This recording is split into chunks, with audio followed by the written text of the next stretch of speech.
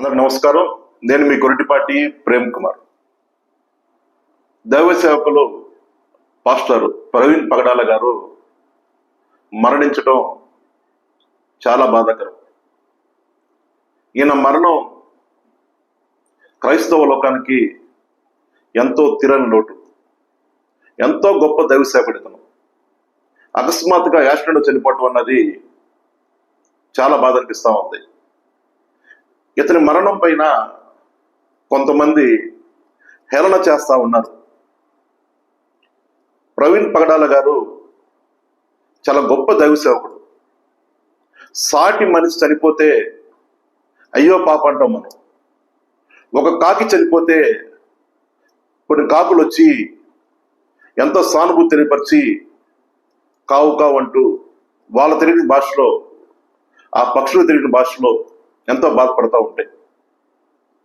కానీ మన సాటి మనిషి అయ్యి ఒక మనిషి చనిపోతే బాధపడాల్సింది పోయి హేళన చేయటం అన్నది నాకు చాలా బాధ అనిపించింది. ఆ వీడియో ఒకటి ఇప్పిస్తాను. ఒక మహిళ, మనం అనుకుంటాం మహిళలకి జాలి గుండె ఎక్కువ, దేనైనా క్షమిస్తారు, ఎవరన్నా బాధపడతా ఉంటే వాళ్ళు బాధపడతారు అనుకుంటా ఉన్నాం. కానీ ఒక ఆమె ప్రవీణ్ పగడాల గారి మరణం గురించి ఆమె చేసిన కామెంట్స్ ఒకసారి విన్నాక మళ్ళా మనం ఆడుకుందాం.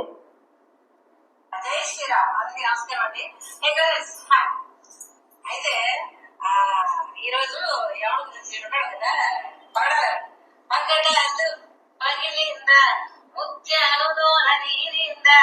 బాగా ఎక్కువైపోయింది కదా మధ్యన. వీడికి వారోత్సవాలను పెట్టి కొత్తగా బాగా బాగుందా అమృతం ఏంటది ఆ ఊరు పేరు, అది బాగుంది. మన ఆయన్ని రాజు ఈడు మోస్ట్ కొర్రెడు నవ్వు ఈడు మరి ఏమనుకున్నారు మై కింగ్. ఈడు ఎంత ఒళ్ళు పోతాం కాకపోతే అనమాటవా. ముష్టి కొరగా ముష్టి మూత వేసుకొని పేరమహం వేసుకొని బాబు ముష్టి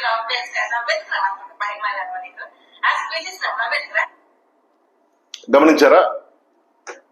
హేళన చేస్తా ఉంది, జై శ్రీరామ్ అంటా ఉంది. ఎంత దారుణం అంటే ఇది.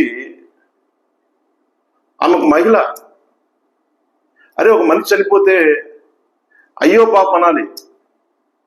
సరే వీళ్ళని ఏమైనా బాధ పెట్టాడా, అది పక్కన పెట్టారు. చనిపోయిన మనిషి గురించి తప్పుగా మాడకూడదు. హైందవ ధర్మం అంటే ఏంటి, సనాతన ధర్మం అంటే ఏంటి? ఎవడ మనిషి చనిపోతే హేళన చేయమనా? జై శ్రీరామ్ అన్నారు కదా మీరు. రాముడు ఏం చెప్పారు? ఎవడు చనిపోతే బాధపడమని చెప్పారా? హేళన చేయమని చెప్పారా? ఏంటి దుర్మార్గం? ప్రవీణ్ పగడాల గారు ఏం తప్పు చేశారు? ఆయన బైబిల్ చేత పట్టుకొని దేవుడి మాట చెప్పడానికి ఒడ్డు దిగొచ్చాడు. ఆయన ఒక దైవ సేవకుడు బైబిల్ తీసుకుని రోడ్డుకు రావడం ఏంటో తెలుసా మీకు? ఎన్నో కష్టాలు, ఎన్నో బాధలు, ఎన్నో ఇబ్బందులు ఉంటాయి. ఆ బాధలు భరిస్తూ ఉంటారు. లోకంలో ఎన్నో సంతోషాలు ఉంటాయి, ఆ సంతోషం కోల్పోతూ ఉంటారు. బైబిల్ పట్టుకొని బయటకు వచ్చే పాస్టర్లైనా సరే, కొంతమంది ముస్లిం ప్రవక్తలైనా సరే, ఖురాన్ పట్టుకుని బయటకు వచ్చేవాళ్ళైనా సరే, కొంతమంది పూజారులైనా సరే, వాళ్ళకి వ్యక్తిగతమైన వ్యవహారాలు పక్కన పెట్టి, ఏమైనా సరే సంతోష కార్యక్రమాలు పక్కన పెట్టి ఇతరులు బాగుండాలని చెప్పేసి ఖురాన్ ద్వారా, భగవద్గీత ద్వారా, బైబుల్ ద్వారా ప్రజలు తెలియపరుస్తూ ఉంటారు. ఎన్నో సంతోషాలు దూరం అవుతూ ఉంటారు. ఇతరులు తన బాధగా ఫీల్ అవుతూ ఉంటారు. మరి ముఖ్య క్రైస్తవుల గురించి చెప్పాలి. ఒక పాస్టర్ గారు ఎలా ఉంటారంటే, ఎవరికైనా బాధ వస్తే, ఇబ్బంది వస్తే ఎదురు వాళ్ళ బాధగా తన బాధగా ఫీల్ అయిపోయి వాళ్ళ కోసం ఉపాసన ఉంటారు. ఒక బలమైన సేవ చేస్తాడు ప్రవీణ్ గారు, పగడాల ప్రవీణ్ గారు ఒక బలమైన సేవ చేస్తున్నాడు. ఆయన బలంగా మారుతున్నాడు. ఆయన తన దేవుడి గురించి గొప్ప చెప్పుకున్నాడు. ఆయన దాని తప్పేముంది? తన దేవుడి గురించి గొప్పగా చెప్పుకోవడం తప్పేముంది? దానికే పగడాల పగిలిందని చెప్పేసి హేళన పాట పాడుతూ ఉన్నారు. ఇది ఎక్కడి న్యాయం? ఎక్కడ ధర్మం? ఇది పైన దేవుడు చూస్తా ఉన్నాడు. బైబిల్లో ఒక వాక్యం ఉంది, నా మనిషిని ఎవరైనా తాకితే, దేవుడు చూస్తా ఉన్నాడు, నా మనిషిని ఎవరైనా తాకితే నా కనుగుడ్డుకు తాకినట్టే నేను వదిలిపెట్టని దేవుడు చెప్పాడు. ఖచ్చితంగా దేవుడు పని చేస్తాడు. నవ్వుకోండి, హేళన చేయండి, ప్రతి దానికి సమాధానం చెప్పాలి. ఏమనుకుంటా ఉన్నారు మీరు? సాటి మనిషి యాస్టర్డే చనిపోయారా, ఎవరు హత్య చేశారా అన్నది తెలియదు ఎవరికి. ఎలా చనిపోయారో తెలియదు. ఒక దైవ సేవకుడు, గొప్ప దైవ సేవకుడైనా క్రైస్తవులు ఆయన చూసి గర్వపడతా ఉంటారు. దేవుడి గురించి బలంగా చూస్తా ఉన్నారు ఆయన, బైబిల్ గురించి బలంగా చూస్తా ఉన్నారు ఆయన. అటువంటి వ్యక్తి చనిపోతే క్రైస్తవ లోకం మొత్తం బాధపడతా ఉంది, ఏడుస్తా ఉంది. కానీ మీరు హేళన చేస్తా ఉన్నారే. నేను ఒక మాట చెప్పనా మీకు? ప్రవీణ్ గారు భార్య చెప్పింది తెలుసా, నా భర్త ఎలా చనిపోయాడు నాకు తెలియదు, యాక్సిడెంట్ చనిపోయాడా, ఎవరైనా చంపారనే సంగతి నాకు తెలియదు. కానీ ఎవరైనా చంపితే కానీ నేను వాళ్ళని శిక్షించను, క్షమిస్తున్నా. ఎందుకో తెలుసా?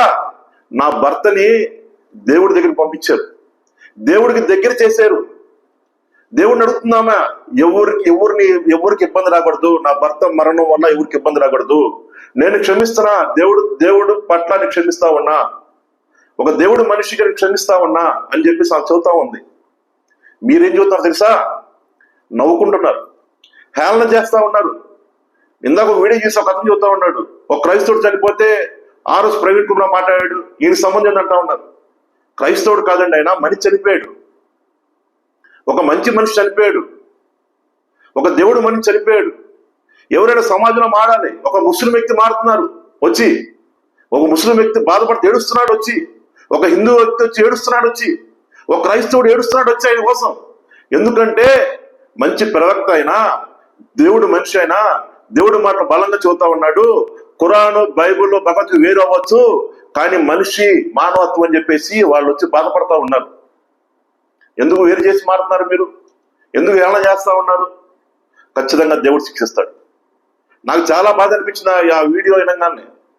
నవ్వుకుంటున్నామే, ఒక ఆడవాళ్ళు ఎవరు చనిపోతే సానుభూతి, అయ్యో పాపం, నా పట్ల నా సమాజం పట్ల ఎన్ని తప్పులు చేయొచ్చు, కానీ చనిపోయాడు, ఆ ఆత్మకు శాంతి చేకూరాలి, ఆ కుటుంబానికి మంచి జరగాలి అని మీరు కోరుకోవాలి. కానీ హేళన చేసి నవ్వులు పాలవుతుంది మీరు. హిందూ ధర్మంలో, హైందవ ధర్మంలో, సనాతన ధర్మంలో అందరు సాటి మనిషి కూడా మనలాంటి వాడు చెప్పింది, అందరు కలిసిమెలిసి ఉండాలని చెప్పింది. ఇదో భారతదేశం. ఈ భారతదేశంలో మనుషులంతా ఒకటే. మతాలు ఎవరవచ్చు, నా మతం, నా బైబిల్ నాకు గొప్పండి, నేను బైబిల్ గురించి చెప్పుకుంటాను, నా ఖురాన్ గొప్పండి, నేను ఖురాన్ గురించి చెప్పుకుంటాను, నా భగవద్గీత గొప్పండి, నేను భగవద్గీత చెప్పుకుంటాను. అటువంటి ఒక మనిషి చనిపోతే అన్ని పక్కన పెట్టి మానవత్వం ముందుకు రావాలి. అన్ని మతాల కన్నా మానవత్వం అనేది గొప్పది. మతం వేరు అండి, వాళ్ళు ఉండొచ్చు, రేపు పోవచ్చు, కొన్ని సందర్భాల్లో మనిషి మారచ్చు, కానీ మానవత్వం ఎక్కడ పోతుంది? మనిషి, భూమి మీద ఉన్న మనిషి సడన్ గా చనిపోతే ఆ కుటుంబం ఎంత బాధపడుతుంది మీకు తెలుసు కదా. అతని మీద మీరు వీడియోలు చేస్తే వాళ్ళు ఇంకా బాధపడతారు తెలియదా మీకు? ఒక మహిళ, మీరు తన భర్త చనిపోయి ఎంతో ఏడుస్తా ఉంది, కుమిలిపోతా ఉంది ఆమె, అయ్యో అమ్మా బాధపడబకమ్మా, దేవుడు మీకు మంచి చేస్తాడు చూస్తే ఎంత ఆనందపడతారు వాళ్ళు. నువ్వు హేళన చేస్తా ఉంటే, నవ్వుకుంటా ఉంటే వాళ్ళు దేవుడికి అప్పచెప్పారు. వాళ్ళు ఏమన్నా శిక్షించమల్లా, చంపిన శిక్షించమల్లా, ఎలా చనిపోయాడో తెలియదు వాళ్ళు కూడా, కానీ అంతా దేవుడికి అప్పచెప్పారు. దేవుడిని అడుగుతున్నామా, అయ్యా ఏసయ్యా, నా భర్త ఎవరు చంపితే వాళ్ళు శిక్షించొద్దు, నేను క్షమించా, మీ ద్వారా మీ పట్ల మీరు చెప్పిన మాటలు నేను విన్నా, నేను క్షమించా, వాళ్ళకి ఇబ్బంది జరగకూడదని కోరుకుంటా ఉంటే ఆయన గురించి మీరు పగడాలా పగిలిందని పాట పాడుతూ ఉన్నారే, చాలా దారుణం ఇది. దేవుడు చూస్తూ ఉంటాడు. ఒక మంచి దేవ సేవకుడు చనిపోవడం అన్నది నేను చాలా బాధపడ్డాను. ఆయన మెసేజ్లు తరచుగా చూస్తూ ఉంటాను, చాలా మంచి మెసేజ్లు ఇస్తూ ఉంటాడు. ఒక పక్క దేవుడు సేవ చేస్తూ ఉంటాడు, ఒక పక్కన సమాజం పట్ల అవగాహన మారుతూ ఉంటాడు, ఇతర మతాలను గౌరవిస్తూ ఉంటాడు. ఎక్కడైనా చిన్న పొరపాటు ఎవరికైనా ఉంటాయి, కానీ ఆయన చేసిన సేవ గొప్పది. వేలాది మంది, లక్షలాది మంది సేవకులు ఈరోజు ఆయన దగ్గరకు వచ్చారు, ఆయన సానుభూతి తెలియపరిచారు, ఆయన ఆత్మకు శాంతి చేకూరని ప్రార్థన చేశారు. ఈరోజు క్రైస్తవ లోకం మొత్తం ఒక చాటు జరిగింది. ఖచ్చితంగా దేవుడు ఆయన ఆత్మకు శాంతి చేకూరుస్తాడు, ఆ కుటుంబానికి సమాధానం తెలియపరుస్తాడు దేవుడు, వాళ్ళకి మంచి జరుగుతుంది. ప్రవీణ్ పగడాల ప్రవీణ్ గారికి మంచి జరగాలని, అంటే మంచి అంటే నేను చెప్పేది ఆత్మశాంతి చేకూరాలని నేను దేవుని ప్రార్థిస్తా ఉన్నా. ఇప్పటికైనా సరే ఎవరైనా చనిపోతే సానుభూతి తెలియపరచను, కానీ అవహేళన అదేవిధంగా నేను చెప్పేది ఏంటంటే నవ్వొద్దు, నవ్వులు పాలవద్దని సందర్భం తెలియపరుస్తూ ఆమెన్. జై హింద్, జై భారత్, జై భారత్.